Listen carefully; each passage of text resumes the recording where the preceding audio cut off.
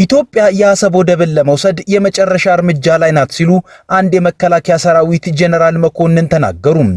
ጀነራል መኮንኑ አሰብን ኢትዮጵያ ካልተጠቀመችበት ለማንም አይሆንም፣ ለኤርትራ ግመሎችም ቢሆን አይሆንም ብለዋል። መከላከያ ያለን ዲፕሎማሲን ማስቀደማችንን መታወቅ አለበት ብለዋል። እናየዋለን። የኢራኑ ጦርነት ወላፈን ኢትዮጵያ ደርሷል።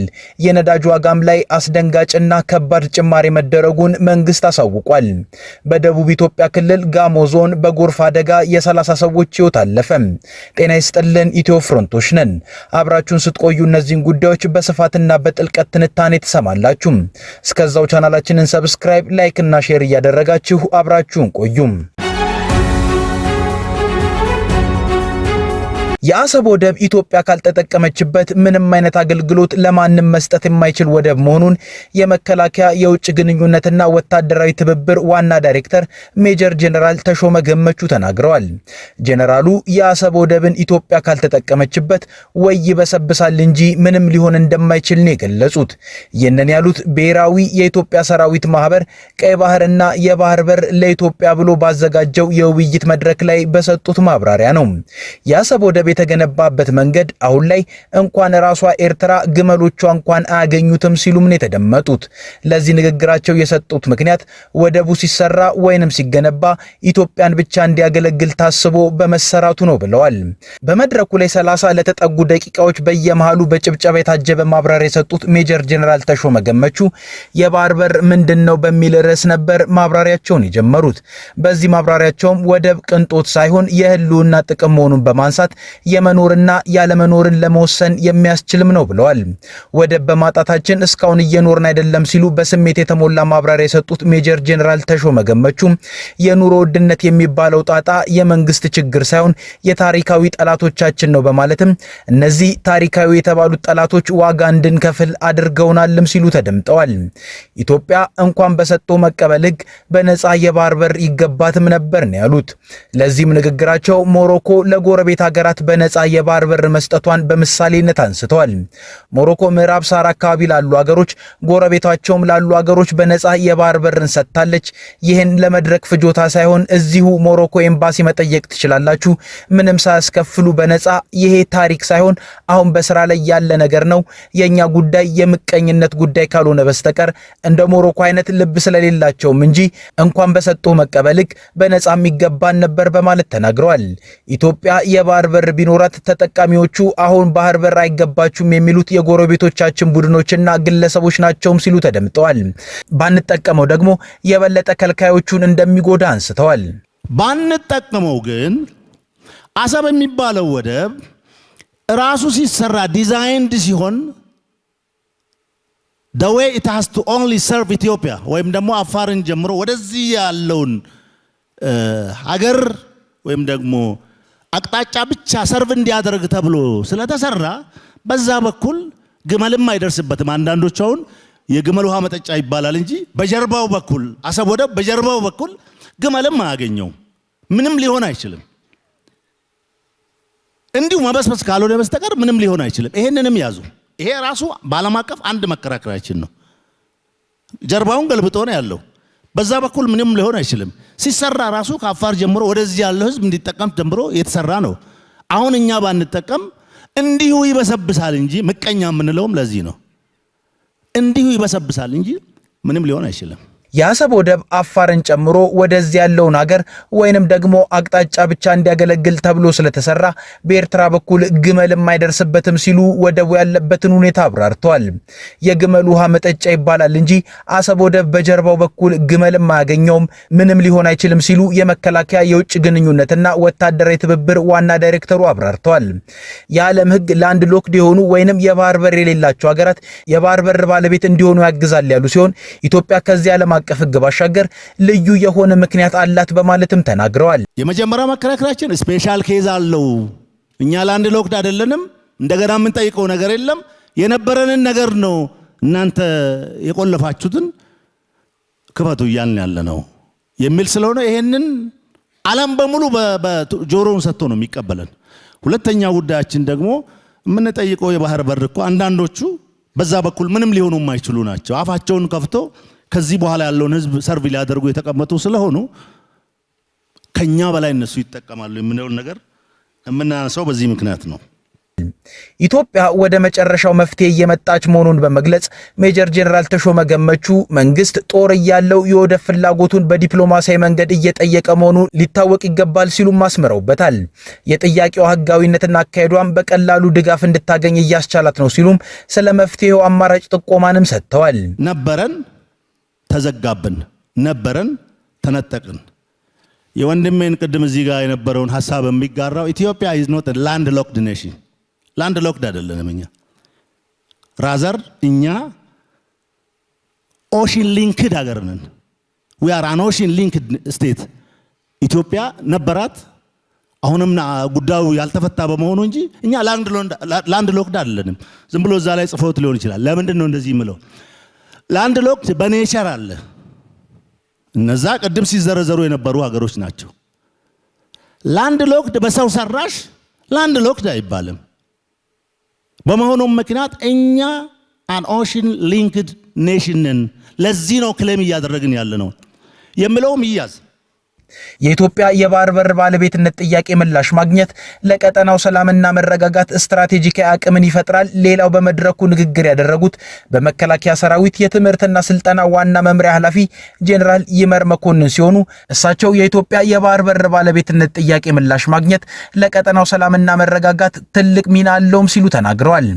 የባህር በር ባለቤትነት የኢትዮጵያ ብሔራዊ ጥቅም ከማስጠበቅ ባለፈ በአካባቢው የሚታዩ የጸጥታ ስጋቶችን በጋራ መከላከል የሚያስችል ስትራቴጂካዊ አቅም የሚፈጥር መሆኑንም ጠቅሰዋል።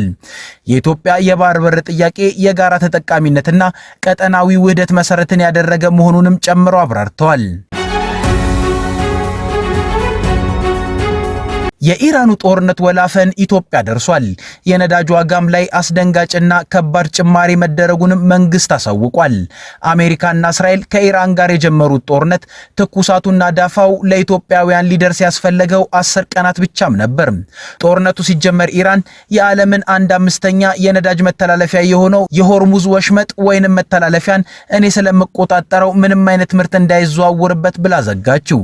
ከዚያም የዓለም የነዳጅ ዋጋ ላለፉት 3 ዓመታት ታይቶ በማይታወቅ ሁኔታ በአንድ ጊዜ በበርሜል $100ን ተሻግሮ 110 የአሜሪካ ዶላር ገባ። ብዙም አልቆየም እንደገና በዓለም ገበያ የአንድ በርሜል ነዳጅ ዋጋ 120 የአሜሪካ ዶላርም ገባ። ጭማሪውም ከመካከለኛው ምስራቅ ቀውስ ጋር ተዳምሮ አስደንጋጭ ሆኗል። የዚህ የዓለም የነዳጅ ዋጋ ድንጋጤም ጦርነቱ በተጀመረ በ10 ቀናት ውስጥ ኢትዮጵያ ውስጥ ገብቷል። ከዚህ ቀደም ባልታየ ሁኔታም በአንዴ የእያንዳንዱ ነዳጅ አይነቶች ዋጋ ከፍተኛ ጭማሪን አሳየ። ቀድሞ በሊትር 129 ብር ከ12 ሳንቲም ይሸጥ የነበረው ነጭ ናፍጣ የ10 ብር ከ72 ሳንቲም ጭማሪ ተደርጎበት 139 ብር ከ84 ሳንቲም እንዲሸጥ ተወስኗል። ኬሮዚን የ17 ብር ከፍተኛ ጭማሪን በማሳየት 146 ብር ከ14 ሳንቲም እንዲሸጥ ተደርጓል። ይህም ባለፉት ወራት ሲሸጥበት ከነበረው የ129 ብር ከ12 ሳንቲም ዋጋ ጋር ሲነጻጸር ከፍተኛ ልዩነት የታየበት መሆኑ ተጠቅሷል። በተመሳሳይ ቤንዚን የ3 ብር ከ6 ሳንቲም ጭማሪ ተደርጎበት በ132 ብር ከ18 ሳንቲም እንዲሸጥ የተወሰነ ሲሆን ቀላል ጥቁር ናፍጣ በ137 ብር ከ3 ሳንቲም፣ ከባድ ጥቁር ናፍጣ በ133 ብር ከ45 ሳንቲም እንዲሁም የአውሮፕላን ነዳጅ በ145 ብር ከ23 ሳንቲም እንዲሸጥ ሆኖ ተግባራዊ እንዲሆን ታዟል። ይህ እንግዲህ በጥቂት ወራት ልዩነት ውስጥ ተጨማሪ የዋጋ ንረትን በኢትዮጵያ ሕዝብ ላይ የሚከስት ነው። ትራንስፖርት ይወደዳል፣ በርካታ ምርቶችም ዋጋቸው ያሻቅባል። አስፈሪው ነገር ግን ይህ ብቻ አይደለም። ዓለም አቀፍ የነዳጅ ዋጋን እንዲህ ያስወደደው የኢራኑ ጦርነት ማብቂያው ሊተነበይ ያለመቻሉ ነው። በሌላ በኩል ደግሞ ነዳጅን ያስወደደው በጦርነቱ ሳቢያ ዋነኛው የዓለም የነዳጅ መተላለፊያ የሆርሙዝ ሰርጥ መዘጋቱ ብቻም ሳይሆን የበርካታ የነዳጅ አምራች የገልፍ ሀገራት የምርት መሰረተ ልማታቸው የኢራን የሚሳኤልና የድሮን ጥቃት ሰለባ መሆኑ ነው። ጦርነቱ ቆመ ቢባል እንኳን እነዚህን በጦርነት ድብደባ የተጎዱ የነዳጅ ማምረቻ መሰረተ ልማቶችን መልሶ በመገንባት ስራ ለማስጀመር የሚወስደው ጊዜ የምርቱን ዋጋ እንደተወደደ እንዲቆይ ሊያደርገው ይችላል። የአንዳንዶቹ ሀገራት የነዳጅ ማምረቻቸው እስከዚህኛው ወር መጨረሻ ወደ ስራ የመመለስ ነገራቸው አጠራጣሪ መሆኑ ነው እየተነገረ ያለው። አሜሪካና እስራኤል ከኢራን ጋር እያደረጉት ያለው ጦርነት ከቀጠለ ደግሞ ሌላው አስፈሪ የነዳጅ ዋጋ ትንበያም ተቀምጧል። እንደተባለው ከሆነም ጦርነቱ በቅርብ ቀናት ካልቆመ በዓለም ገበያ የአንድ በርሜል ነዳጅ ዋጋ 150 የአሜሪካን ዶላር ይገባል። እንዲህ ከሆነ ታዲያ ሙሉ ምርቱን ከውጭ ለሚያስገቡት እንደ ኢትዮጵያ ላሉ ሀገራት እጅግ እጅግ አደገኛ የኢኮኖሚ ችግርን የሚያመጣው። የነዳጅ ዋጋ የብዙ ምርቶችን ዋጋ የመወሰን አቅም ስላለውም የእሱ መወደድ የሁሉንም ሸቀጦች ዋጋን የማናር ከፍተኛ አቅም አለው። ልክ እንደ ኢራንና እስራኤል አሜሪካ አይነት ጦርነት ሲነሳ ነዳጅ ብቻም ሳይሆን በመርከብ ተጭነው የሚመጡ ሙሉ ምርቶች ዋጋቸው መናሩ አይቀርም። ምክንያቱም እንዲህ አይነት የደህንነት ስጋቶች ሲፈጠሩ መርከቦች የባህር ላይ ጉዞ ለማድረግ የሚያስፈልጋቸው የኢንሹራንስ አረቦን ዋጋ በእጅጉ ይጨምራል። በጦርነት ጊዜ የመርከቦች የጥቃት ተጋላጭነት ስጋት ከፍ ስለሚል ኢንሹራንስ ሰጭ ኩባንያዎች የሚጠይቁት አረቦን ከፍ ነው የሚለው። ይህን ከፍ ያለ የኢንሹራንስ ወጪ ደግሞ መርከቡ ላይ ሸቀጦችን ያስጫነው ነጋዴ የምርቶቹ ዋጋ ላይ ጨምሮ ስለሚያካክሰው ማህበረሰቡ ነው የመጨረሻው የምርቱ ዋጋ ንረት ገፈት ቀማሽ። ይህ ዓመት ከገባ እንኳን ህዳር ወር ላይ ነዳጅ በኢትዮጵያ ጨምሯል፣ አሁንም ጨምሯል። የነ ኢራን ጦርነት በፍጥነት ካልቆመ ደግሞ እንደገና መጨመሩ አይቀርም። አሳዛኙ ነገር ግን የኢትዮጵያ የነዳጅ ዋጋ አሜሪካና እስራኤል ከኢራን ጋር መዋጋት ባይጀምሩ እንኳን መጨመሩ የማይቀር መሆኑ ነው። ከዚህ ቀደም ተነግሮ እንደነበረው የኢትዮጵያ መንግስት የማክሮ ኢኮኖሚ ማሻሻያን ተገብራለሁ ብሎ ከዓለም አቀፉ የገንዘብ ተቋምና ዓለም ባንክ ጋር በፈረመው ውል መሰረት ነዳጅ ላይ ሲያደርገው የነበረውን ድጎማ ሙሉ ለሙሉ ለማቆምና ከነዳጅ የሚሰበሰቡ ግብሮችን ለመሰብሰብ ተዘጋጅቶ ነበር። የጠቅላይ ሚኒስትር አብይ አህመድ መንግስት በነዳጅ ላይ የሚተገብራቸው ሙሉ ለሙሉ የድጎማ ማንሳትና የግብር የመጣሉ ነገር በራሳቸው የነዳጅን ዋጋ በከፍተኛ ደረጃ ይጨምሩታል። መንግስት እነዚህ የነዳጅ ዋጋ ጨማሪ ማሻሻያዎችን ለማድረግ እየተዘጋጀም ነው የኢራኑ ጦርነት የተነሳው። ነገር ግን በኢራን ጦርነት ሳቢያ የዓለም አቀፉ የነዳጅ ዋጋ ስለጨመረ የኢትዮጵያ የነዳጅ ዋጋ በአሁኑ ጭማሪ ብቻ የሚቆም አይመስልም።